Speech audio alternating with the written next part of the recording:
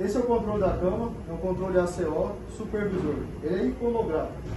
Movimento dele de dorso, perna, autocontrole que é simultâneo dorso e perna, elevação, frente.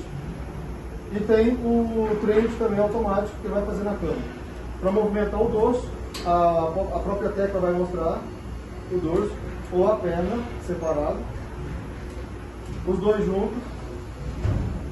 E ela tem também o CPR automático. Apertou aqui, independente de qual posição a cama está, ela vai chegar ao ponto zero da cama.